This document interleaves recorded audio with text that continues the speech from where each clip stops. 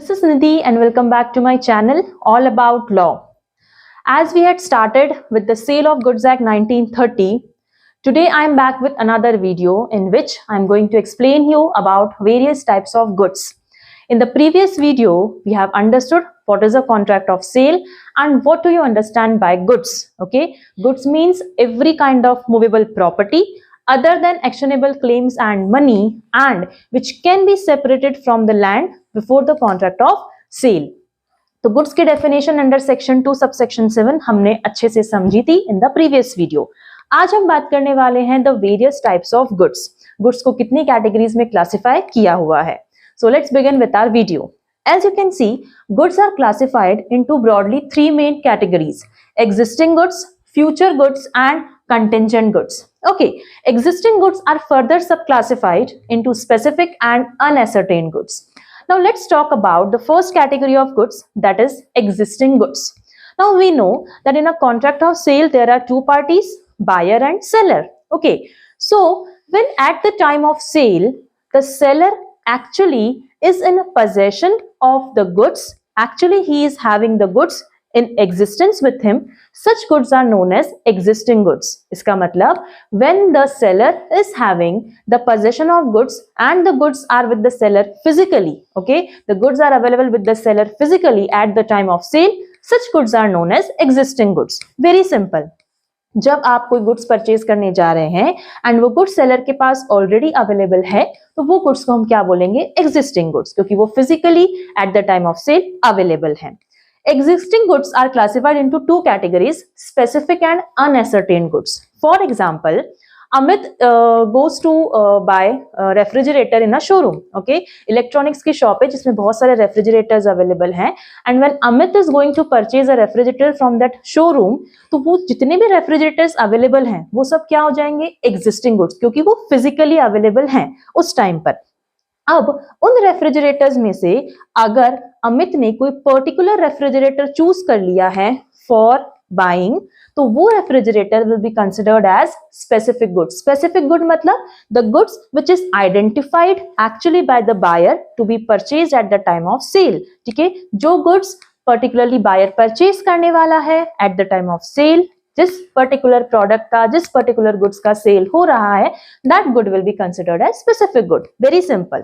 And unascertained goods means out of many goods, okay, the buyer has given the description and the good is not yet identified. इसका मतलब ये हुआ कि if Amit wants to purchase a refrigerator for example of 240 liters, ठीक है, Amit gave the description to the seller कि I want a refrigerator with a capacity of 240 liters and I want the color of the refrigerator to be black. तो ये जो description दिया है अमित ने, एक ब्लैक कलर एंड एक उसकी कैपेसिटी का, तो दिस इज बेसिकली अनएसर्टेन गुड्स. लेकिन कौन सा मॉडल है, कौन सा पर्टिकुलरली रेफ्रिजरेटर वो परचेज करने वाला है, that is not yet known. तो ऐसे गुड्स को बोला जाएगा अनएसर्टेन गुड्स. ठीक है, वो जो अवेलेबल गुड्स हैं उसी में से वो रेफ्रिजरेटर परचेज करने वाला है, लेकिन कौन सा परचेज करने वाला है वो अभी तक डिसाइडेड नहीं है. तो ऐसे गुड्स को हम बोलेंगे unascertained goods. Is that clear? So existing goods in very simple language means the goods which are physically available with the seller at the time of contract of sale are known as existing goods. Second category पे move on करते हैं, which are known as future goods. As the name itself suggests, future goods means the goods which are not physically available with the seller at the time of sale. ठीक है, seller के पास वो goods available नहीं है जब contract of cell हो रहा है. ठीक है, एग्जिस्टिंग गुड्स अवेलेबल रहते हैं, फ्यूचर गुड्स अवेलेबल नहीं रहते हैं. The seller is yet to obtain the position of those goods, yet to obtain the title of those goods and then after he will sell the goods. तो ऐसे गुड्स को बोला जाता है फ्यूचर गुड्स. कितनी बार होता है कि हम पर्टिकुलर गुड्स का, कुछ गुड्स हमको परचेज करने हैं, हम उसका ऑर्डर प्लेस करते हैं. सपोज ब्लैक कलर का रेफ्रिजरेटर परचेज करना था 240 लीटर्स का एंड वो रेफ्रिजरेटर अभी स्टॉक में अवेलेबल नहीं है सेलर के पास में, तो वो सेलर पहले एक्वायर करेगा एंड उसके बाद वो बायर को वो रेफ्रिजरेटर सेल करेगा. तो ये गुड्स जो हो जाते हैं वो क्या हो जाते हैं, फ्यूचर गुड्स. तो फ्यूचर गुड्स मतलब वो goods which are not available with the seller at the time of sale, though उसकी ओनरशिप एंड उसका टाइटल सेलर के पास अभी नहीं है. तो कब आएगा, जब सेलर उनको ऑब्टेन करेगा एंड देन वो सेलर उन गुड्स को सेल करेगा. तो ऐसे गुड्स को बोला जाता है future goods. Then comes contingent goods. तो डिफरेंस समझ में आया? Existing goods and future goods में एक ही डिफरेंस है कि एग्जिस्टेंस में है या नहीं। Future goods at the time of sale existence में नहीं रहते हैं, लेकिन जो एग्जिस्टिंग गुड्स है वो फिजिकली अवेलेबल रहते हैं at the time of sale. Now moving ahead to contingent goods. Third category of goods है हमारी कंटिंजेंट गुड्स। कंटिंजेंट गुड्स जो नाम से समझ में आ रहा है, कंटिंजेंट मतलब depending on a contingency. Contingency मतलब विच कैन अकर और विच कैन नॉट अकर, ठीक है। तो when the availability of the goods or when the goods are not available with the seller, but the seller will acquire those goods depending on the happening or non happening of an event, then such goods are known as contingent goods. मतलब वो goods भी seller के पास at the time of sale available नहीं है, ठीक है, like future goods. लेकिन डिफरेंस क्या रहेगा कि उनको अक्वायर सेलर कर पा रहा है या नहीं कर पा रहा है, it will be dependent on the happening और non happening of an event. For example, A and B दो पार्टीज हैं, ठीक है।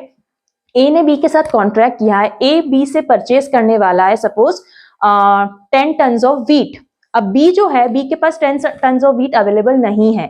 बी 10 टन्स ऑफ व्हीट क्या करने वाला है, इंपोर्ट करवाने वाला है। तो ये जो इंपोर्ट वो करवाने वाला है, ये कैसा हो गया, कंटिंजेंट हो गया। क्यों?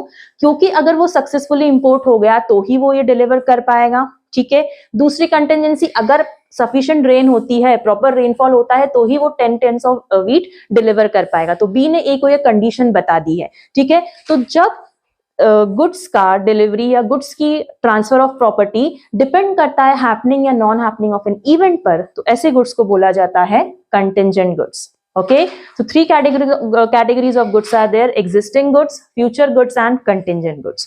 I hope this video will be helpful in understanding the various types of goods which are given under Sale of Goods Act 1930.